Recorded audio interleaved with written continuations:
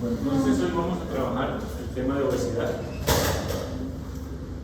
Tal vez la frase más importante que deben recordar de hoy es esto, porque el mundo está trabajando con esta idea de que la obesidad es una enfermedad y que debemos dejar de estigmatizar a estas personas, porque el hecho de considerarlos ahí llegó el gordito hace que esas personas no consulten por esa razón, y la mayor parte de los pacientes no se tratan simplemente porque entienden que esto es un estigma social y que como están gorditos pues está bien que les pasen cosas malas, y tal vez eso no es correcto porque es una enfermedad y hay tratamiento para hacerlo, ¿okay? Entonces lo que debemos es empezar nosotros mismos desde nuestra consulta y nuestra concepción a cambiar la imagen de estos pacientes y no simplemente decir pues por eso le dio hipertensión, por eso le dio diabetes, por eso se infartó, por eso le dio una trombosis. Sí, de acuerdo, eso le puede pasar, pero justamente evítenlo. Si ya documentaron el factor de riesgo, ¿por qué no empezar a intervenir? ¿Okay? Esto es lo claro. No es un estigma, que es como usualmente en la actualidad, de pronto muchas personas lo ven. ¿Cómo vamos a definir entonces obesidad?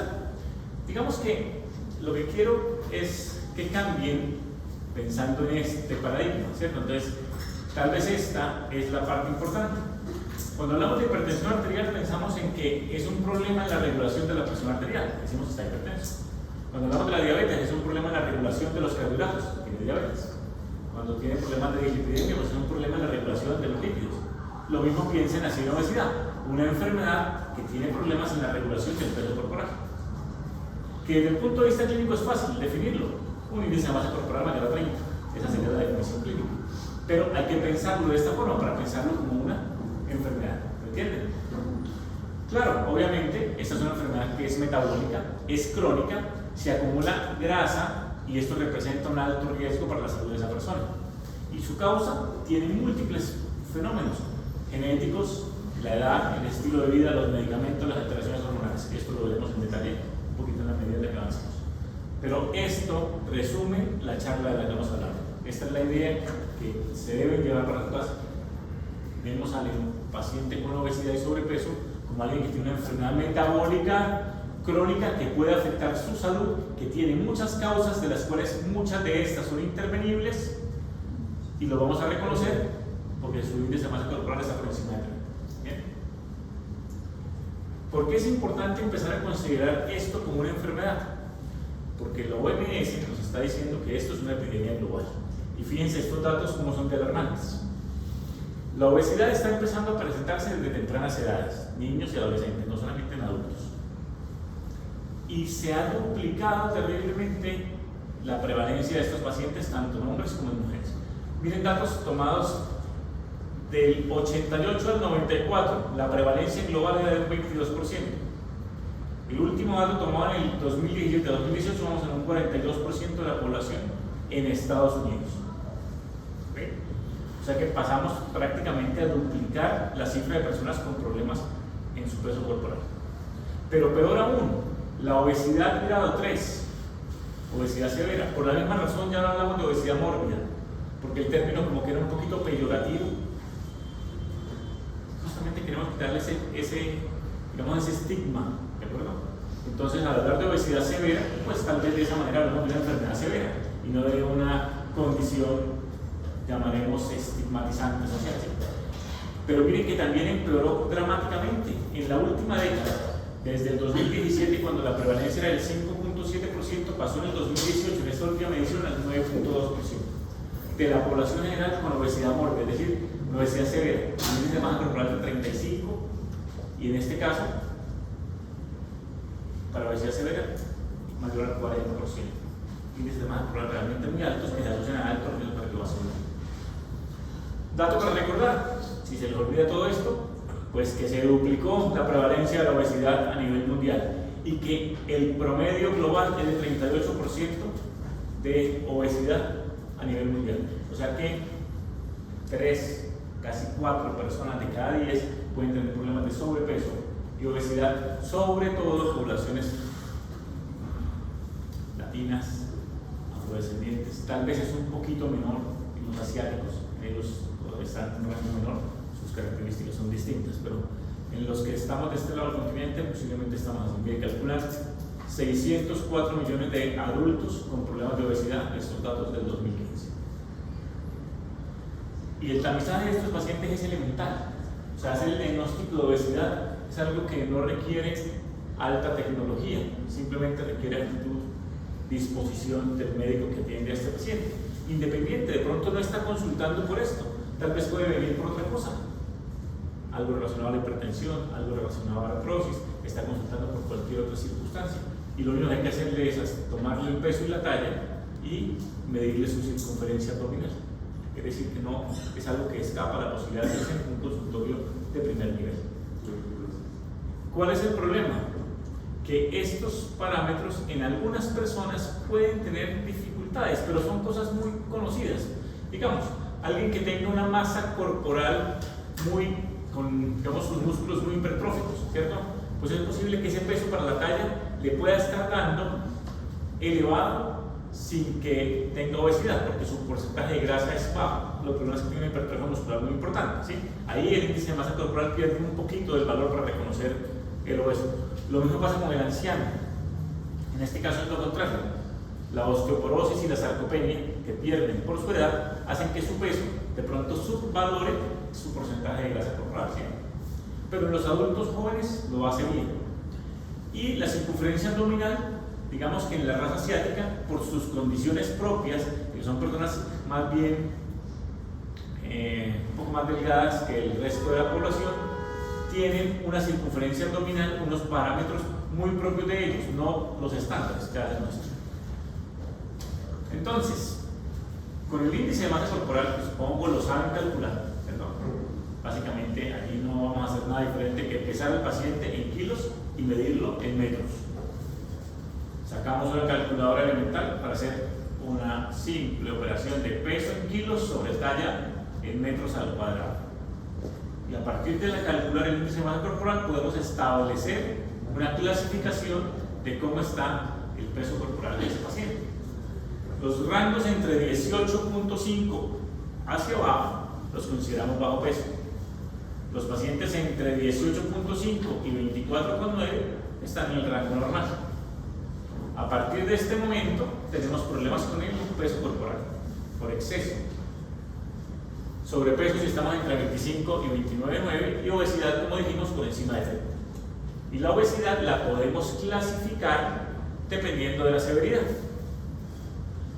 Grado 1, los que están entre 30 y 35, grado 2 entre 35 y 40 y severos entre 40. Como les decía, ya no los llamamos obesidad mórbida, puede ser severa, extrema, masiva. Severa tal vez sea el término que posiblemente nosotros estamos más acostumbrados a utilizar.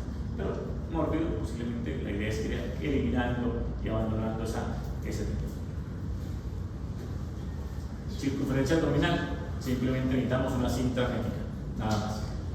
Para hacerlo, el paciente debemos tomarlo a partir de sus crestas ilíacas, ¿cierto? Por ahí debe pasar la cinta hermética y que esté paralelo al piso, ¿sí? De esta manera. Por eso siempre es mejor que el paciente estuviera erguido. Si está acostado, de pronto es más difícil, pero sentado o erguido se puede tomar pasando simplemente la cinta por las crestas ilíacas superiores y midiendo cuánto tiene. ¿Cuál es el punto de corte para hablar de esta obesidad abdominal, que es un factor de riesgo adicional cardiovascular? En nuestro medio hablamos de valores en hombres hasta 102 centímetros y en mujeres hasta 88. Pero como les decía, en la raza asiática es posiblemente que ellos tengan una variación étnica importante y por eso las mujeres van hasta 80 y los hombres hasta 90. Si por alguna razón les llega a consultar una persona de esta raza. Para nosotros en general, lo que usamos en nuestra valoración son estos dos valores que tenemos aquí. Los hombres por encima de 102 centímetros y las mujeres por encima de 88 tienen un factor adicional de riesgo cardiovascular que es obesidad abdominal, aumento del perímetro abdominal. ¿Bien? O sea que, ¿qué tenemos que hacer con una persona que está en sobrepeso? Pesarla, tallarla y medir su perímetro abdominal. No hay más elementos en esa consulta, es que no es difícil, no es complicado, simplemente veámoslo como algo importante para el paciente y quedémonos el estigma de demás. Ese man está gordo, que él lo manda a tragar tanto, pero está perdido. Tenemos que sacarnos esa circunstancia de ahí. Bien. Entonces, ajustamos la medida en asiáticos, ya saben. Medimos la circunferencia abdominal. Esta medición es muy importante para aquellos pacientes que estén en este rango. ¿Por qué? Cuando ya están por encima de 35 pierde, digamos como que no suma más que perder. ¿Sí? Si ya la persona está en una obesidad tan importante como un grado 3, el perímetro abdominal ya no le suma un riesgo adicional, ¿sí? Ya tiene un riesgo suficientemente alto. Pero en estas personas que están en este rango, es decir, los que están entre sobrepeso y obesidad de grado 2, entre 25 y 35, la circunferencia abdominal sí suma un punto adicional de factor de riesgo y puede ayudar a tomar decisiones. ¿Sí? Es decir, a estos pacientes les iría mejor si teniendo sobrepeso tienen la circunferencia abdominal por debajo de estos valores. En cambio, si lo tienen por encima, sumas un factor de riesgo más y implica de pronto decisiones terapéuticas. ¿Me expliqué? Siempre, como toda enfermedad, tenemos que buscar la etiología. Y un poco aquí es donde viene el hecho de desmitificar esta enfermedad. Si uno le pregunta a la mayor parte de las personas que tienen problemas de sobrepeso, casi todos intentan buscar una explicación que no tenga que ver con sus hábitos. Casi siempre te van a decir, es que después del embarazo, es que tengo problemas de tiroides, es que el metabolismo es lento, en fin. ¿Sí? Pero casi siempre esa hace parte como de esa análisis que emite el ser humano de echarle la culpa a algo diferente. Cuando la verdad, la mayor parte de las veces están en los malos hábitos. El 95%, la inmensa mayoría de los pacientes con obesidad se deben al problema de que tienen un aumento en la ingesta calórica que excede a su consumo. ¿Sí? Esa es la situación. Tener hábitos de vida no tan saludables en cuanto a la ingesta calórica y al sedentarismo va haciendo que su cuerpo vaya acumulando calorías para el futuro, porque así fue diseñado nuestro organismo. Tenemos que ahorrar, tener como una nevera importante por si llegan momentos de necesidad. Pero eso va haciendo que usted acumule grasa en sitios que le van generando problemas a futuro. Las causas secundarias es tal vez lo que más le preocupa al médico, ¿no? Y al paciente, es decir, ¿qué tendré? ¿Qué será que tengo funcionando mal en mi metabolismo que hace que estoy con sobrepeso y no bajo a pesar de que me esfuerzo? Pero tal vez el esfuerzo a veces no es el adecuado, porque esas conductas de yo me salté el desayuno, comí, el almuerzo no fue muy bueno, pero en la noche me desquité de las 2 comidas que no hice, pues esos tipos de hábitos terminan generando casi siempre que el paciente acumula peso. Así que, digamos que no es solamente verlo como haga dieta, es cambie sus hábitos, y eso es un poco más difícil. Y cambie sus hábitos no por hoy, no para que el médico mañana lo pese y tenga 2 kilos menos, sino porque usted está pensando en que usted va a recuperar su calidad de vida y su salud si logra volver a un peso que esté dentro de lo normal, o cuando menos reducir su peso corporal a un valor terapéutico. ¿Qué significa eso? Que la educación termina siendo un pilar fundamental, que la persona entienda que esto es raro, que haya una causa secundaria es rara, son la inmensa minoría de los pacientes. Obviamente corresponde al médico evaluarlo, examinarlo, interrogarlo y hacer los exámenes de tamizaje que le permitan descartarlas, pero como se puede ver en la diapositiva, la mayoría de las veces el problema estará en hábitos de vida.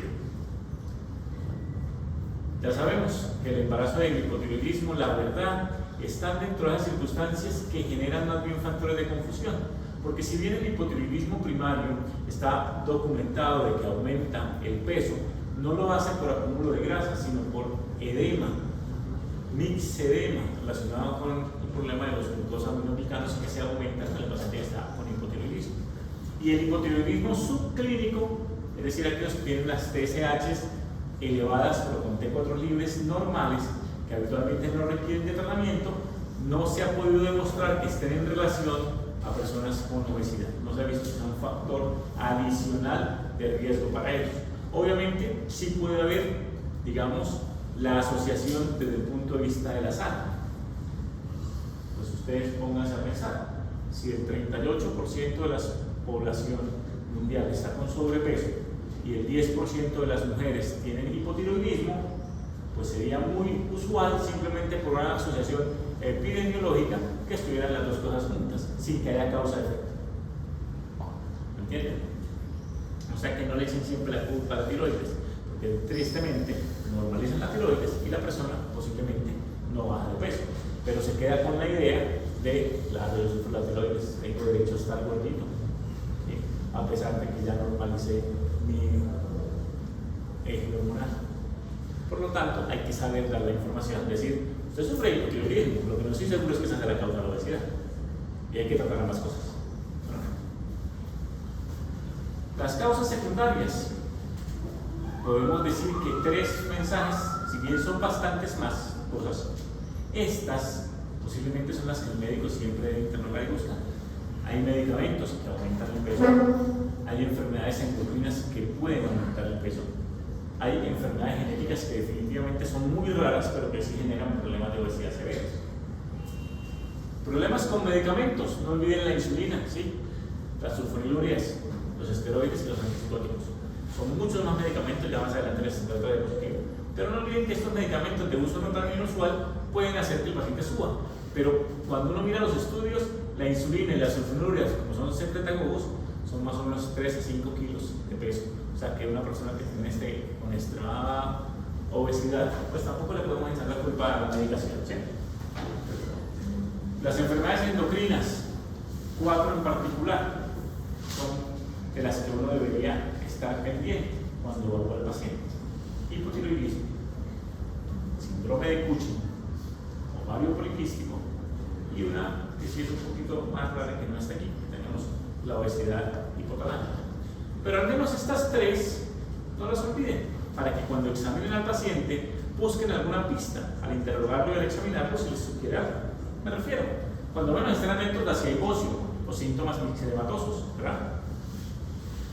Que no haya fases en luna llena, que no haya joroba de Hampton, estrías rosadas, hipertensión, diabetes, que el señor puede tener hipercortisolismo. Se puede tratar. Mujeres que la acromegalia y el hipogonadismo no pueden producir obesidad.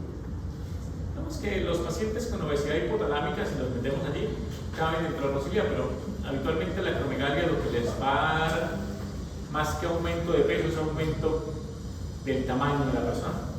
Cuando comparen esa foto del paciente a los 15 años en su cédula, a los 18 años con la que tiene ahora, verán que la cara se les creció, las manos ya no les caben los anillos, los zapatos les tocó aumentar 2 o 3 pares de zapatos y por ahí va la pista más que por obesidad. Muy bien, el ovario poliquístico, mujeres que de pronto están con infertilidad, con hirsutismo, con trastornos de pronto de resistencia a la insulina, con algo de diabetes, trastornos en los lípidos, pues son parámetros para no decir uso cualquiera de estas 3 circunstancias. Pero apliquen el concepto que les decía. Puede ser que estén y tal vez la causa sea multifactorial. Hay que tratar la enfermedad y educar al paciente para mejorar sus hábitos. Las genéticas son extremadamente raras. Usualmente el patrón para buscarlas es cuando uno dice, hombre, este niño empezó a enfocarse desde muy tempranamente en su edad. De los 5 años de adelante, su peso ha estado terriblemente elevado, no ha parado de subir. Y entonces tal vez ahí vale la pena buscar enfermedades como el síndrome de Prader-Willi o la obesidad monogénica, con alteraciones específicamente en uno de los genes. Esto habitualmente lo estudia más el pediatra, porque son obesos desde muy temprana edad. Pero digamos que esto sí es extremadamente raro desde el punto de vista de la farmacia.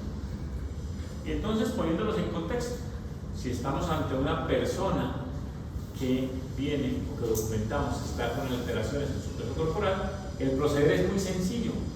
Las preguntas que se tiene que hacer el médico no pasan por más de 3 cosas. 1. ¿Hay alguna pista para obesidad secundaria? Lo examinan bien, buscan hipotiroidismo, Cushing, ovario poliquístico, causas genéticas o medicamentos. Eso pasa por un buen interrogatorio y un buen examen físico.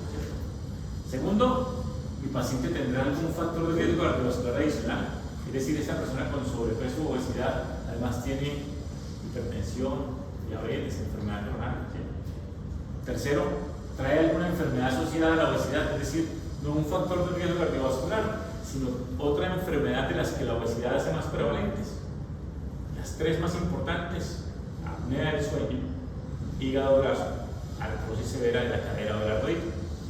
Situaciones que empeoran y deterioran la calidad de vida de estas personas. O sea que 3 preguntas se debe uno acordar cuando hace una consulta. ¿Habrá alguna pista para una causa secundaria de la enfermedad? ¿Tiene algún factor de riesgo cardiovascular adicional a la obesidad, incluido la circunferencia abdominal? ¿Y hay alguna enfermedad social? A partir de eso, se justifica que uno habitualmente a estos pacientes les hace una evaluación metabólica básica. ¿Sí? Si yo tengo personas que el índice de masa corporal es más de 25, o sea, ya metimos ahí no solo los obesos, sino los que tienen sobrepeso. Vemos que el sobrepeso está entre 25 y 29, ¿cierto? Y que tengan la circunferencia abdominal por encima de 102 en el caso de hombres y 88 de mujeres. Son los valores a recordar el día de hoy. Es de pronto lo que hoy necesitamos que no se les olvide. ¿Qué les vamos a hacer? Bueno, lo lógico. Glicemia en ayunas, hemoglobina glucosilada buscando problemas de prediabetes y diabetes. TSH buscando problemas de hipotiroidismo. Transaminasas mirando que no haya hígado graso que esté generando hepatitis no alcohólica que sí los puede llevar a cirrosis futura. Perfil lipídico para ver que no haya diferentes problemas como hipertrigliceridemia, hipercolesterolemia, dislipidemia mixta o que tengan la HDL bajita, todos asociados a riesgo cardiovascular. Es decir, que la evaluación realmente metabólica es la sencilla, la que hacemos casi de rutina, pero que en ellos se justifica, lo estamos buscando, que no tengan un factor de riesgo adicional. Con esta información evaluamos al paciente para tomar una decisión. ¿Qué riesgo tiene mi paciente? Este paciente con obesidad, ¿qué riesgo de tener problemas cardiovasculares severos tiene? ¿Cómo lo hacemos? Preguntándonos esto. ¿Con qué objetivo? Disminuir el riesgo, porque sabemos que la obesidad aumenta el riesgo de mortalidad, pero bajar de peso también lo disminuye. Así que hay un objetivo terapéutico sencillo, elemental, que le cambia la vida al paciente. Para finalmente lo que les he venido diciendo, estos pacientes reciben el manejo adecuado y oportuno. Porque miren qué dato tan desalentador: 43% de la población es obesa y el 55% de esas personas no reciben ningún manejo, porque se debería más con un estigma social. Muchas personas con este problema y pocas personas recibiendo el tratamiento adecuado. Por eso es parte de la idea de empezar a incluir la clase de obesidad dentro de los programas de entrenamiento en medicina para que cambiemos la forma de pensar y decir que esto se puede tratar. Hay formas de poderlo hacer. ¿Cuáles son las enfermedades de riesgo cardiovascular que se relacionan directamente con la obesidad? Bueno, ya se las saben de memoria, ¿cierto? Hipertensión arterial, prediabetes y diabetes. El concepto de prediabetes es nuevo, dice, ya no tan nuevo, relativamente ya nuevo entre comillas. Ahí englobamos los pacientes con intolerancia oral a la glucosa y con glucemia alterada de ayunas, es decir, aquellos pacientes que teniendo una glicemia alterada en ayunas entre 100 a 126, la prueba de tolerancia oral a la glucosa no sale con glicemia mayor de 200, sino entre 140 y 199. Tienen mayor riesgo de volverse diabéticos, pero si hacemos los determinantes de cambios en sus hábitos saludables, posiblemente se evite. Dislipidemia, falla cardíaca, enfermedad cerebrovascular, enfermedad coronaria. ¿Sí? Aquí en la falla cardíaca, sobre todo, es enfermedad coronaria. Las enfermedades asociadas al aumento de peso, ya las mencionamos. Apnea del sueño, que les quita mucho de la calidad de vida, porque no dormir bien hace que no rindan bien en su trabajo. Aumenta el riesgo cardiovascular en el sentido que los pacientes con apnea del sueño tienen riesgo de ser hipertensos, de difícil control, de presentar arritmias, falla cardíaca. O sea que es un problema importante a reconocer y a tratar. El hígado graso, porque algunos de ellos terminan en cirrosis, sobre todo aquellos que desarrollan NASH. Y la artrosis de cadera, que con el paso del tiempo el dolor se hace incómodo, les limita la posibilidad de poder hacer actividad física y aumentar su consumo calórico, entonces como que termina siendo un círculo vicioso allí. Así que algunas de esas personas de hecho pues se deterioran tanto que terminan con dolores crónicos en rodilla y cadera, así que hay que evitarlo. Desde que aparecen tempranamente ya el síntoma de dolor mecánico, pues ya hace falta un factor adicional del impacto que está teniendo la obesidad sobre ese paciente. Multifactorial, dijimos desde la primera diapositiva, ¿cierto? Miren datos interesantes. Los pacientes, desde el punto de vista genético, no porque conozcamos directamente cuál es el trasfondo genético, no visto como una enfermedad genética, sino como una forma global. Si un padre, un miembro de sus padres, tiene obesidad, esa persona tiene 3 o 4 veces mayor riesgo de tener obesidad en su vida adulta. Pero si son sus 2 progenitores los que tienen obesidad, el riesgo aumenta a 10 veces la posibilidad de que sufra de obesidad. Así que, pues posiblemente hay algún factor allí condicionante genético que todavía no conocemos, pero digamos está claramente la asociación. Llamativo esto. Las personas con mejores recursos económicos, las personas con más preparación académica, tienen menor riesgo de obesidad que aquellos que de pronto tienen una condición socioeconómica desfavorable.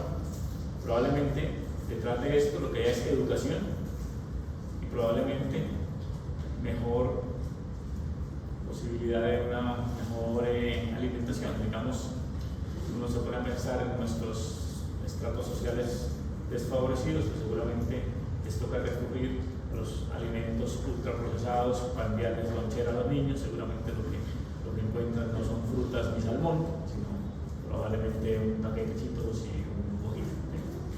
Y probablemente en el almuerzo pues tengan que incluir grandes cantidades de carbohidratos o de harinas para intentar suplir pues, al menos calmar el hambre.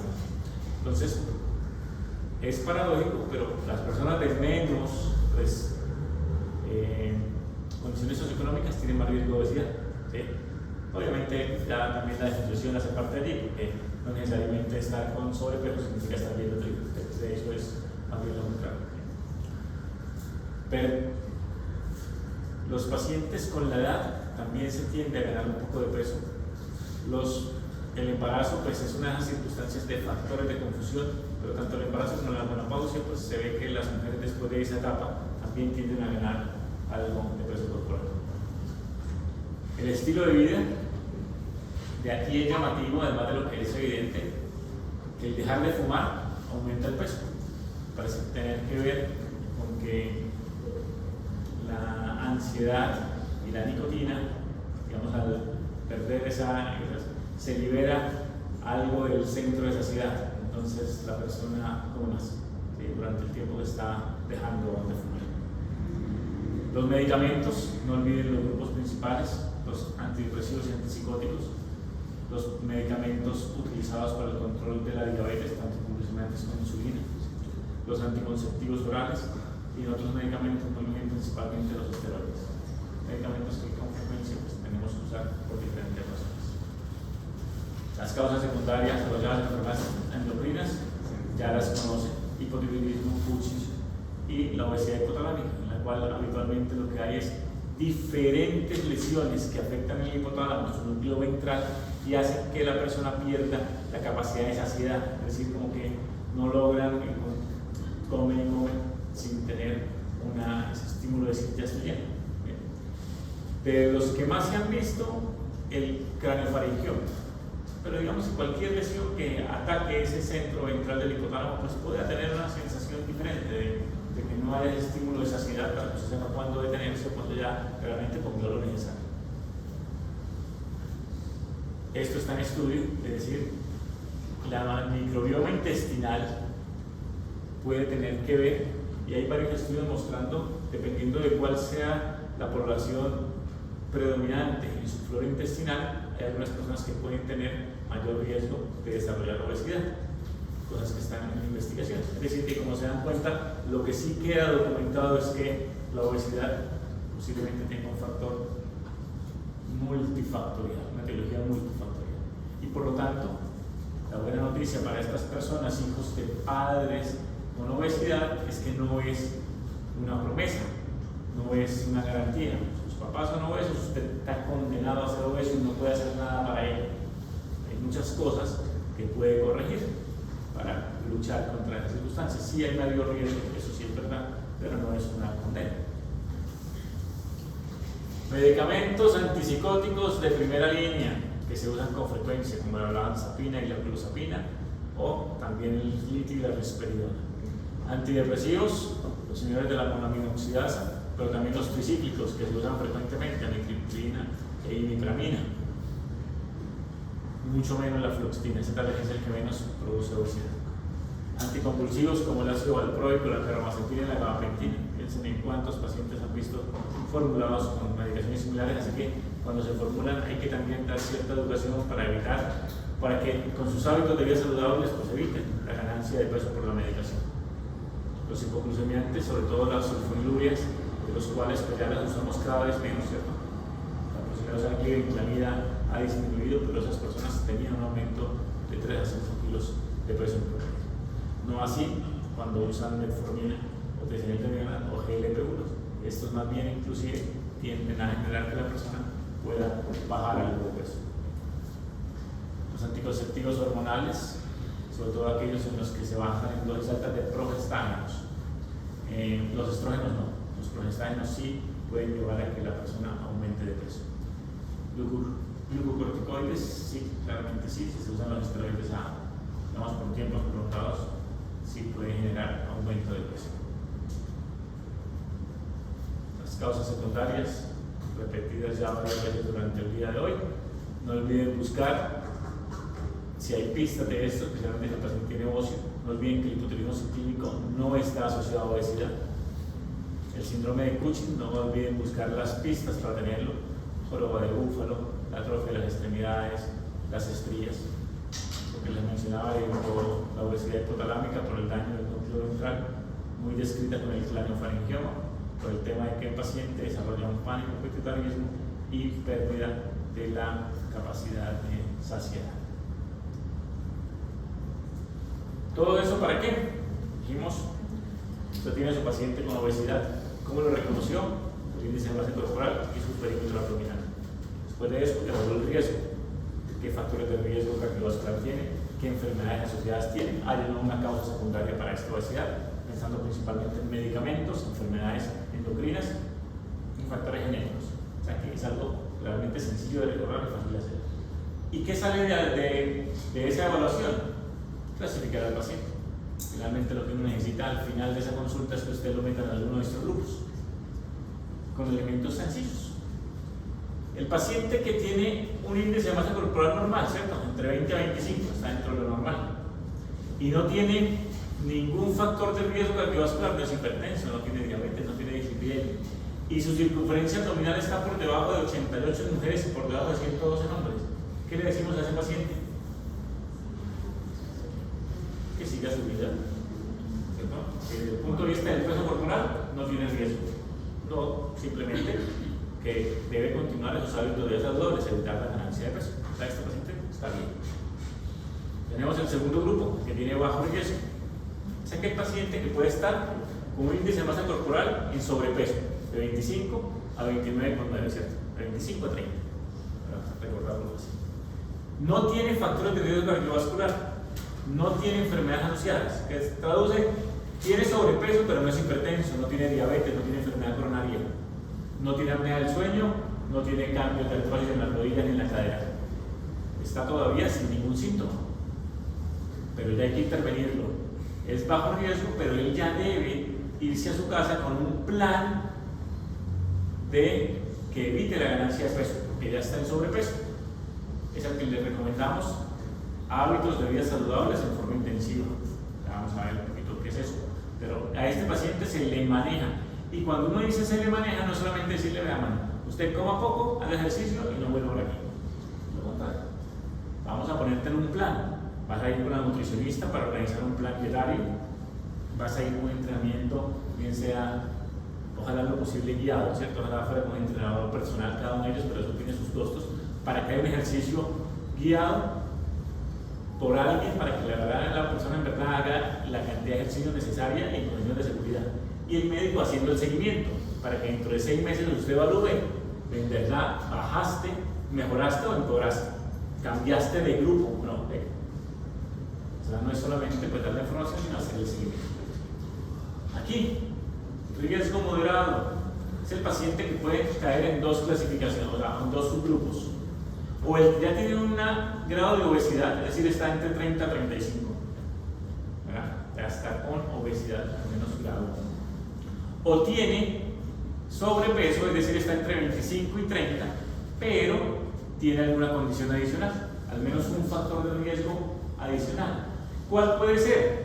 Que el índice de la circunferencia abdominal esté aumentado, o que tenga un factor de riesgo cardiovascular, diabetes, hipertensión, enfermedad coronaria, o que tenga una enfermedad asociada, apnea del sueño, artrosis o hígado graso. O sea, este subgrupo es el paciente que está en sobrepeso, pero tiene algo más. Este es el que ya tiene obesidad y puede tener algo más, pero ya solo por la obesidad se volvió de riesgo moderado. ¿Qué hacemos con ese grupo? Además de lo anterior, hay que medicarlo. Ya vamos a ver qué medicaciones están recomendadas para estos pacientes. Y finalmente, pues tenemos el grupo de alto riesgo, donde lo que tenemos es el paciente que tiene ya un índice de masa corporal elevado, obesidad ya importante, es decir, de 35 en adelante.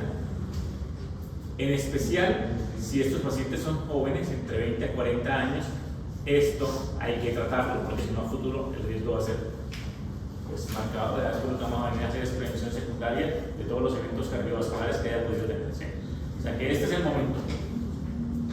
Si estamos viendo a esa persona con sobrepeso en esta edad, pueden tener inclusive, yo tengo familiares, tengo vecinos, tengo amigos, tengo compañeros de la universidad que pueden caer en este grupo. Ya valdría la pena estar diciendo que ese paciente necesita cuidado intensivo. O sea, hábitos saludables, medicación y valoración por un programa de cirugía bariátrica. Dependiendo del grupo, definimos la acción terapéutica. Esta vez la diapositiva de mejorar eso una vez. Diremos cómo sería esto. Las metas del tratamiento de obesidad pasan por lograr la prevención, tratamiento y reversión de las complicaciones que se asocian a esa obesidad para lograr que el paciente tenga mejor calidad de vida. Es una meta, digamos, amplia y a veces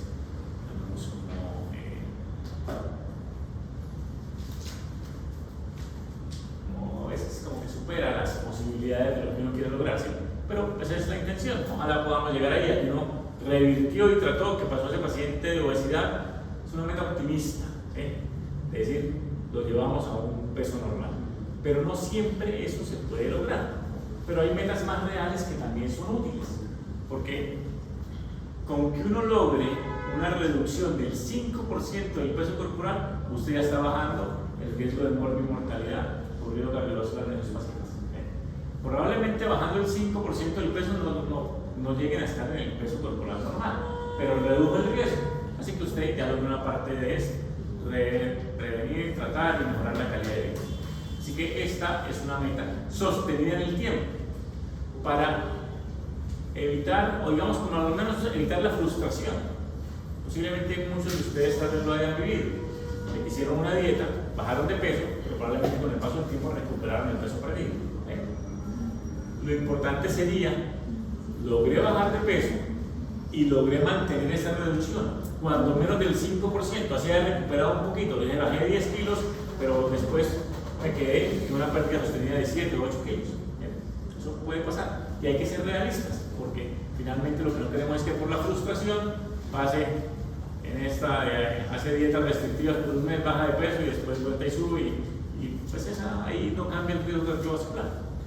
Pero si logramos una reducción sostenida del 5%, de los formas o de los pilares de tratamiento que dijimos, hábitos de vida saludables, medicación y cirugía bariátrica, la pérdida de peso esperada con hábitos de vida saludables está entre el 5 y el 10. Probablemente aquí, a menos que no sea muy extremadamente juicioso y logre cambiar del todo sus hábitos de vida saludables. Si usamos medicamentos, especialmente los análogos de la GLP-1, es decir, del péptido similar al glucagón, entre un 10 al 20%. Y de la cirugía depende cuál sea específicamente el procedimiento, puede lograr pérdidas muy importantes, hasta el 40% del peso corporal. Pero obviamente los efectos adversos también llevan esta línea, ¿no? Entre menos a más. Si usted baja de peso, disminuye el riesgo de muerte. Si baja de peso y hace hábitos de vida saludables, la probabilidad de que esa prediabetes se vuelva diabetes,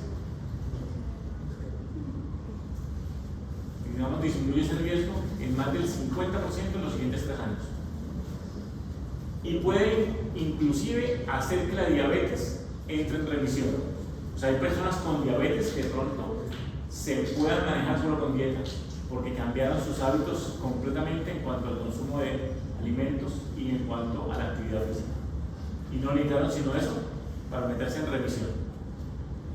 Y además de eso, los beneficios de perder peso en personas con obesidad es que les mejora su calidad de vida, mejora la incontinencia urinaria, problemas en lípidos, se controla mejor la presión arterial. De pronto no logran dejar del todo los medicamentos antihipertensivos, pero ya no es tomarse 10 pastillas para vivir con la presión alta, sino tomarme la medicación y vivir controlado. Y eso impacta directamente en el riesgo cardiovascular, mejoría en el sueño y en los síntomas de depresión. O sea que si no mira aquí, estás mejorando toda la calidad de vida del paciente. Le baja el riesgo cardiovascular y logras que él viva mejor. Si logras un 5% de pérdida en el peso corporal al menos. En cuanto a las modalidades de tratamiento, bueno, estos hábitos de vida saludables engloban una gran cantidad de circunstancias, entre las cuales las que más impactan pues es el cambio en la dieta y el ejercicio. En forma rápida, se recomienda que el ejercicio sea por lo menos 150 minutos semanales, es decir, que ni siquiera están comenzando, al menos 30 minutos al día de actividad física aeróbica. Y la dieta, en lo posible, fueran dietas de menos de 1000 calorías, 1000 kilocalorías por día. Obviamente, hay muchas modalidades de dietas. Está el que restringe carbohidratos, está el que restringe grasas, el que restringe ambas cosas, el que hace dietas cetogénicas, el que hace las dietas mediterráneas. Está bien, la que más se acomode al estilo de vida de la persona, pero que sea un cambio en el estilo de vida, no que sea por este mes voy a hacer la dieta para bajar de peso y al siguiente mes retornar a sus hábitos de vida saludables y volverlo a recuperar, sino que sea un cambio en la vida del paciente. Entonces, obviamente, pues esto necesita ser, digamos, como aterrizado con una nutricionista, o simplemente temas que pasan por 1.000.000 de cosas, pero cuando menos póngase a pensar. Si usted le dice a su paciente que debe estar en una dieta mediterránea o una dieta cetogénica, cualquiera de las dos, la mediterránea pasa a incluir el consumo de alimentos poliinsaturados, de pescados, atún, pero no atún de cajita, atún fresco, salmón, frutas, verduras, lácteos, y le dices, y aceite de pronto como el de oliva, y el tipo no se va a ir mínimo, no va a poder. De pronto hace el esfuerzo por 2 meses, pero posiblemente es insostenible para él tener una dieta de esas características, porque su salario no le va a permitir acceder a ese tipo de cosas. Entonces, esto hay que aterrizarlo dependiendo de muchas situaciones, ¿verdad? Pero sí cambiar el estilo e intentar llevar a una dieta que tenga calorías de menos de 1000 kilocalorías por día. La nutricionista, por eso, hace parte integral de este manejo para poder aterrizar eso: cuánta yuca, cuánta papa, cuánto arroz puede comer. El ejercicio, ojalá que fuera monitorizado por una persona experta para evitar lesiones. Y estas dos situaciones, ayudadas de una buena educación de parte del médico, que vaya monitorizando que el paciente logre metas, es lo que pudiéramos decir, ese contexto de cambio y tiene hábitos de vida saludables en la actualidad. 5 a 10% de pérdida de peso si logramos hacerlo correctamente. Cuando no, pues pasaremos a los medicamentos, y cuando no, llegaremos al manejo quirúrgico. Que digamos, este manejo quirúrgico genéricamente se llama cirugía bariátrica, pero la cirugía bariátrica es un conjunto de diferentes procedimientos a los cuales cada persona puede ser candidato o no, que tienen diferentes grados de pérdida de peso y de efectos adversos. Entonces, en el manejo farmacológico, acusando. Ok, entonces, ¿quién llega a manejo farmacológico de la obesidad? ¿Cuáles son las indicaciones? Desde la diapositiva pasada dijimos pues, el grupo de pacientes que están en riesgo moderado. Es decir, aquel paciente que tiene un índice de masa corporal de más de 30, que tiene factores de riesgo asociados y comorbilidades asociadas, o que teniendo un índice de entre 25 y 30 tiene éxito. Y metemos ahí al paciente que a pesar de llevar un tratamiento con dieta y ejercicio por al menos 6 meses, no logra llegar a la meta del 5%. O sea, el grupo de bajo riesgo que lleva 6 meses intentándolo y no ha podido llegar a la meta, pero se nota que lo está intentando, que cambió sus hábitos, pero no logra bajar el peso suficiente. Esos son los pacientes, las indicaciones para que le demos manejo farmacológico. Los más conocidos en el país, el Orlistat, la semaglutida, la liraglutida, son los que posiblemente de pronto hayan escuchado porque se venden en el comercio, y la gente lo conoce como ya te estás aplicando la inyección de la semana. Esa es la semaglutida, tanto así que tuvieron que frenarla porque estaba de venta libre por ahí. Eso es costoso y es un manejo para diabetes, lo tiene aprobado el INVIMA. Tuvieron que restringirla porque ya tenemos el problema es que las personas con diabetes no conseguían la medicación. ¿Sí? ¿Por qué? Porque como todo, como esto es un estigma social, la persona no consulta, la persona no se deja guiar, sino que sigue los consejos que le da la vecina, el amigo, el vecino. Oiga, a mí me sirvió ir al gimnasio, a mí me sirvió tomar jugo de papaya, no sé, a mí me está sirviendo aplicar este medicamento. No consultan, se automedican, buscan un consejo de alguien que de pronto tenga un problema similar y haya tenido éxito. Y el éxito habitualmente es la amiga de una vecina que le funcionó tal o cual cosa. Entonces, por eso, pues la idea es que el médico se meta en esta situación y vea la obesidad como un problema y lo trate, y así el paciente pronto se vaya mejor. Los principios generales del manejo de la obesidad: valore el riesgo, ¿cierto? Para de esa manera evaluar si el beneficio de los medicamentos supera a los efectos adversos. Logre la reducción del peso en forma sostenida, al menos ese 5% sin que lo vuelva a recuperar, logrando que el paciente tenga pocos efectos adversos para que realmente recupere su calidad de vida. En promedio, dijimos, un 5 a 10%, aquí se fue más optimista. Con los hábitos de vida saludables, con la medicación, podemos llegar a estar ahí, con una pérdida del 20%, que sería fantástico. Alguien que tenga 100 kilos, que en 80, se va a sentir muy aliviado. ¿Sí? Tema importante: si yo logro la dosis máxima del medicamento, no puedo esperar pérdida adicional de peso. Es decir, que esto tiene como una meseta. También seguramente muchos lo han sufrido con los hábitos de vida saludables. Al principio bajé 5 o 6 kilos, pero ya no he logrado bajar más. Y se frustran porque quisieran bajar 10 o 20 kilos. Probablemente todo tiene ahí su meseta porque el cuerpo se defiende desafortunadamente de estos hábitos y entra o en bajo metabolismo o en absorción intestinal importante. Piénsenlo como, si una persona come mucho, posiblemente el cuerpo no absorbe todo lo que come, no absorbe el 50, 40% de los nutrientes, los demás los eliminan. Me permiten la expresión caga mucho. Pero si usted está llevando a ese individuo a una dieta restrictiva, su cuerpo se pone en alerta y ya no absorbe el 40, absorbe el 80, 90 o 100% de lo que se come. ¿Sí? Y entonces él se defiende de esa manera y entra en metabolismo de pronto lento, y entonces hace que, como que haya que estarlo reentrenando, hay que irle poniendo metas cada vez un poquito más fuertes. Lo mismo pasa con los medicamentos, hay que irlos llevando de a poco, pero apenas llegues a la dosis máxima, ahí ya lograste el efecto máximo y no en un efecto posiblemente adicional. En la literatura van a encontrar estas circunstancias, se está hablando de esto, es decir, bueno, ¿qué está debajo de esa obesidad, de ese 95% de esos hábitos inapropiados?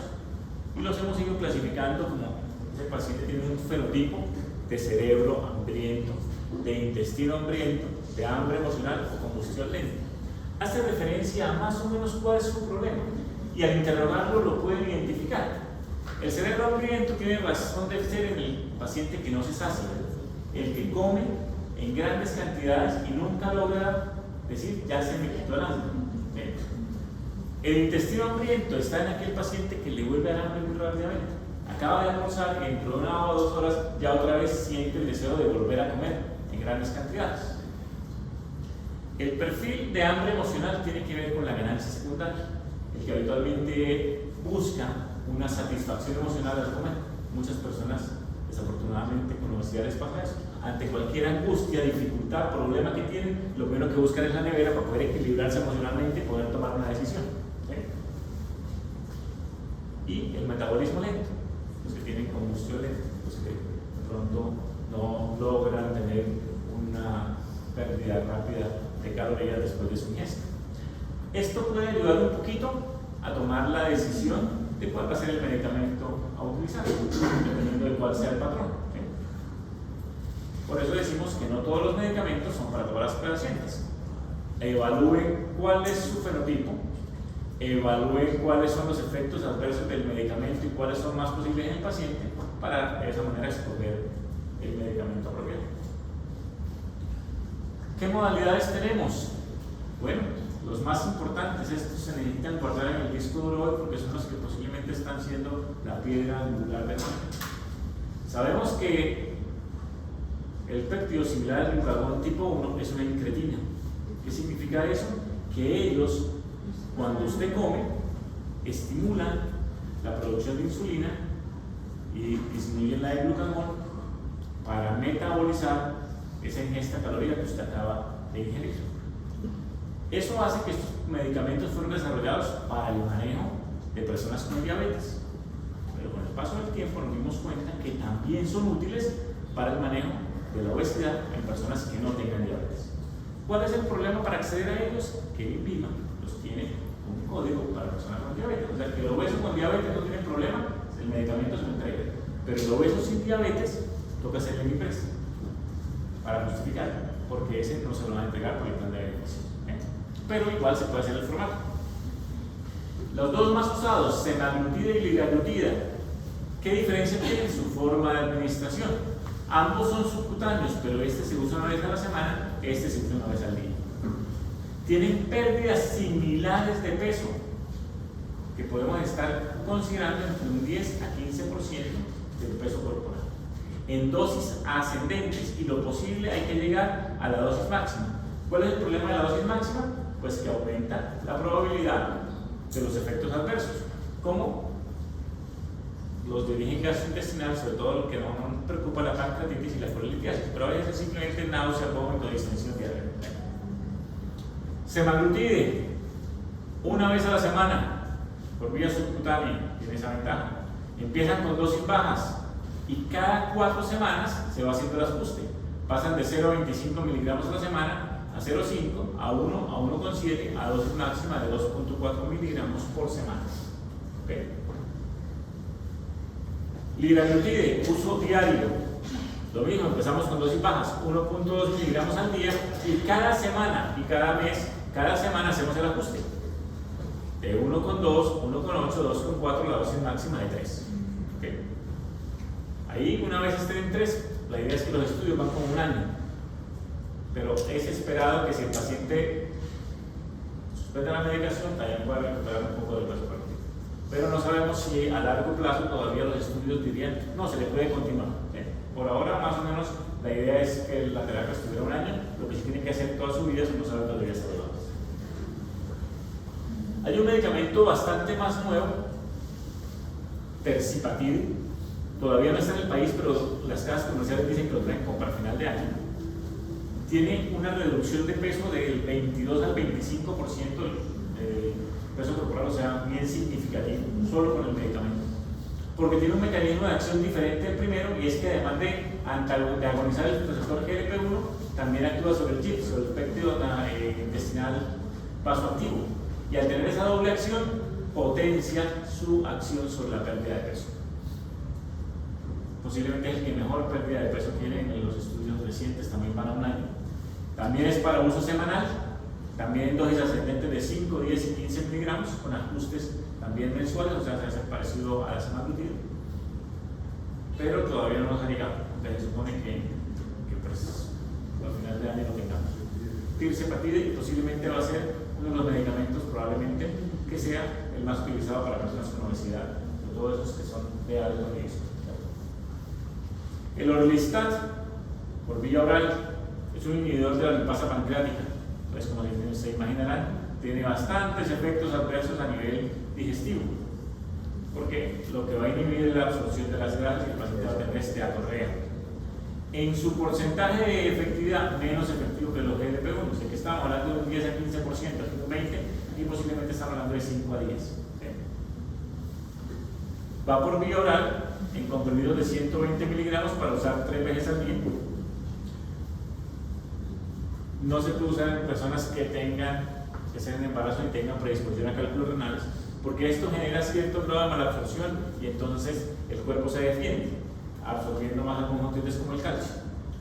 Pero además tiene el problema de que evita la absorción de vitaminas liposolubles, así que el paciente, por ejemplo, si esta persona con obesidad tomara warfarina, no le debo sorlistar, porque se va a sobreanticoagular más fácil, porque va a tener dificultades en la absorción de la vitamina K.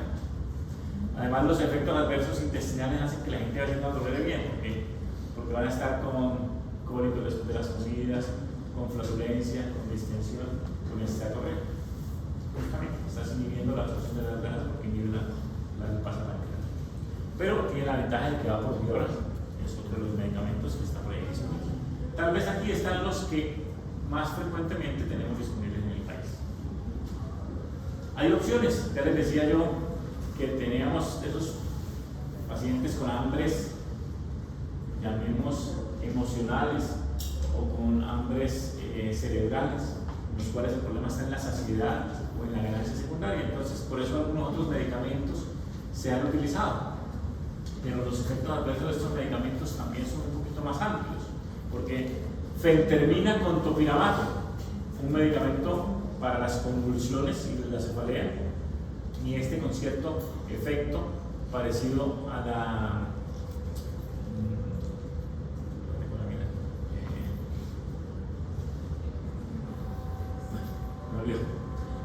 tienen su acción como anorexigénicos, o sea que lo que van a hacer es disminuir el apetito y aumentar la sensación de saciedad. Es decir, que van a poder ser un poquito más útiles para los pacientes con hambre emocional, con hambre cerebral. Pero comparado con los GLP-1, pues la ganancia de peso máxima esperada sería hasta el 10%. Es un poco mejor que el orlistat, pero menor que el GLP-1. ¿Qué ocurre con estos medicamentos? Tienen que ser personas que no tengan comorbilidades, especialmente como son teratogénicos, no se pueden dar en mujeres posmenopáusicas para evitar problemas de pronto con embarazos no deseados y riesgos de malformaciones fetales. Tampoco pueden tener ni enfermedad coronaria ni hipertensión no controlada, o sea que son pacientes muy bien buscados para este medicamento. Se inicia con dosis bajas, 3.75 de fentermina y 23 de topiramato, una tabletica cada 12 horas, una al día por 14 días y después duplican la dosis. ¿Sí? Aumenta la frecuencia cardíaca, trae riesgos de depresión, ansiedad y delirio y puede ser teratogénico. Por esa razón hay que buscar muy bien el paciente pero puede ayudar bastante con el manejo de esa hambre emocional y esa hambre cerebral, porque disminuye el apetito y aumenta la sensación de saciedad. Bupropión, tal vez lo han escuchado para los pacientes en los programas de abandono del tabaquismo. Bupropión, un antidepresivo, y naltrexona para inhibir un poco lo que es el efecto de los opioides. Ambos de liberación sostenida. Este inhibe la recaptación de dopamina y este ayuda a abandonar la dependencia de los opioides. Y entonces de esta manera uno puede lograr un poco lo que es esa hambre emocional, lograr controlar. Tiene efectos adversos de estreñimiento, gastrointestinales, pero menos efectos adversos que los que tendría la fentermina y el topiramato. Pero su efectividad se parece más a la del orlistat, así que este es un poco más efectivo que este. La dosis empieza con un comprimido cada 12 horas por una semana y después le dan 2 cada 12 horas hasta llegar a la dosis máxima en el siguiente mes. Probablemente de los medicamentos que acabamos de mencionar, estos son los que se van a utilizar con mayor frecuencia en nuestro método. Semaglutide, liraglutide y este cuando llegue al país, tirsetapina. Estos dos ya salieron del mercado, lorcacerina y sibutramina. Lorcacerina ya no se recomienda porque aumenta el riesgo de cáncer, páncreas, pulmón, colorectal. Así que desde el 2020 salió. Y sibutramina, desde hace ya como 10 años, salió por el riesgo cardiovascular, especialmente la hipertensión pulmonar, que se lo comentó con él. Así que ya estos ya, pues, si lo ven por ahí, se lo decían, no se usan por ahí, en una farmacia vieja pueden llegar a esto y todavía alguien no se puede quedar bien. Y finalmente, pues tenemos las opciones quirúrgicas. Dijimos que genéricamente a esto se le llama cirugía bariátrica, y que habitualmente los pacientes candidatos a ellos son los que tienen índices de masa corporal por encima de 35 y mucho más si ya están en obesidad severa por encima de 40.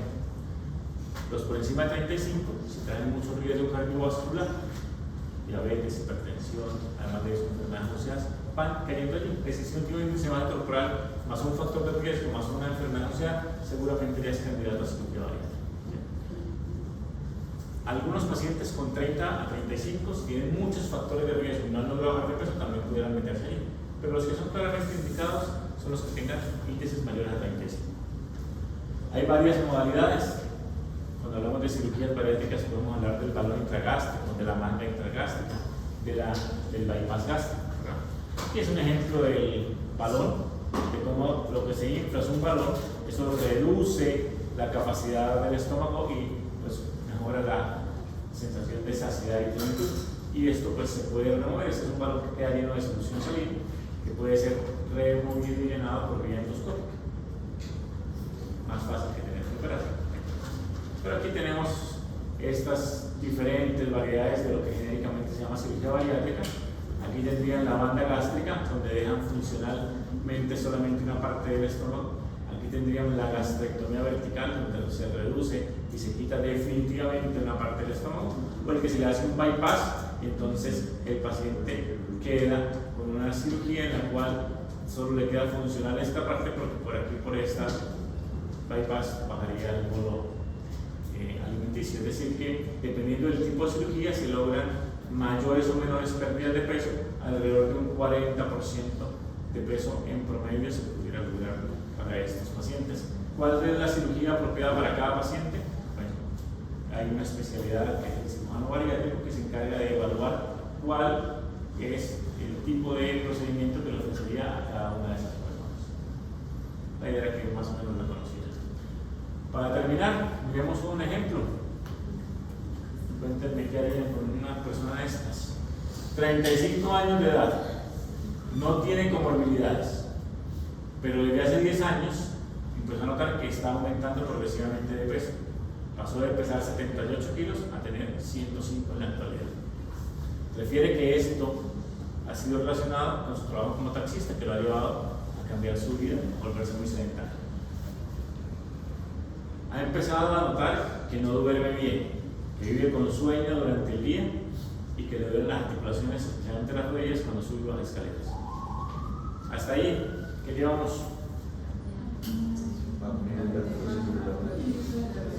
¿Cuánto le da a él? O sea, ¿qué es lo primero que deberíamos calcular con él? Calcular el índice de masa corporal y a medir el perímetro abdominal, en dado caso. Entonces, ¿cómo calculamos este índice de masa corporal? O sea, 105 sobre, aquí tendremos la talla, 175 centímetros. ¿Cuánto le dio? ¿Qué grupo lo ubicamos entonces? En base al diagnóstico de obesidad, no de riesgo. Obesidad, grado 1. Está de 34, de 30 y 35. Obesidad, grado 1. Pero vamos a mirar en qué grupo de riesgo cae. Para ver el grupo de riesgo tenemos que mirar, además del índice de masa corporal, los otros factores de riesgo. ¿Cómo está la circunferencia abdominal? Encima del córtex. Por encima está por encima de 102, ¿cierto? Un factor adicional, que dijimos que entre 25 y 35 suma. Y además de eso, pues si bien no está con comorbilidades que vemos en el examen físico, que ya está algo hipertenso, que suma un factor de riesgo cardiovascular adicional. ¿Y qué vemos en la descripción de la historia clínica? Que posiblemente esté desarrollando algo de apnea del sueño y algo de artrosis. O sea que ya tenemos un índice de masa corporal de 34, un perímetro abdominal aumentado, un factor de riesgo cardiovascular y 2 enfermedades asociadas.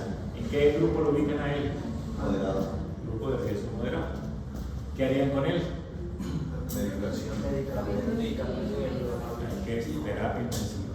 Hábitos de vida saludables, posiblemente ya requiera de medicación.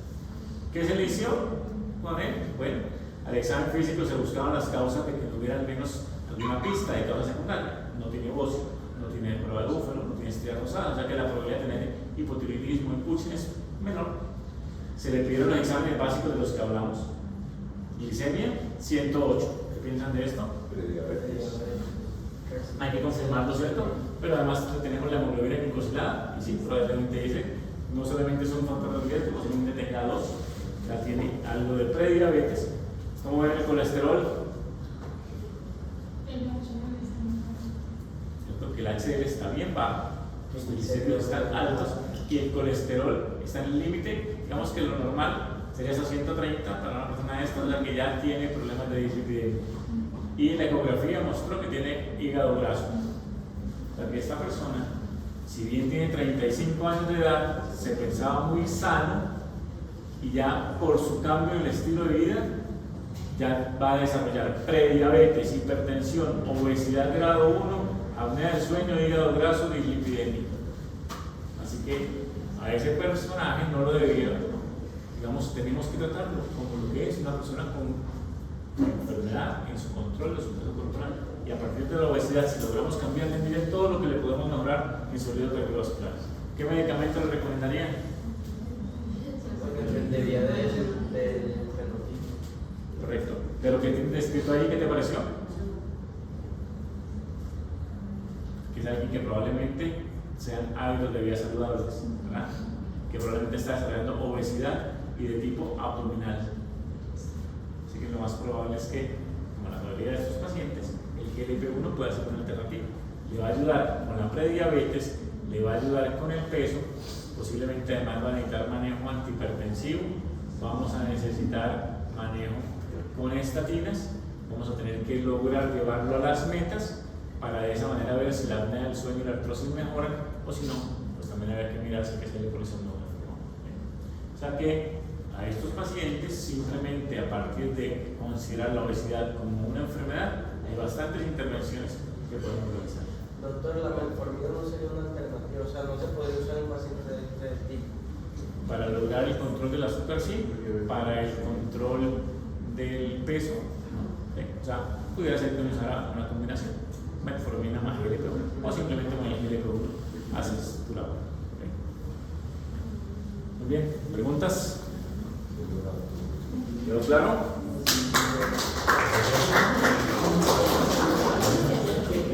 Ustedes tienen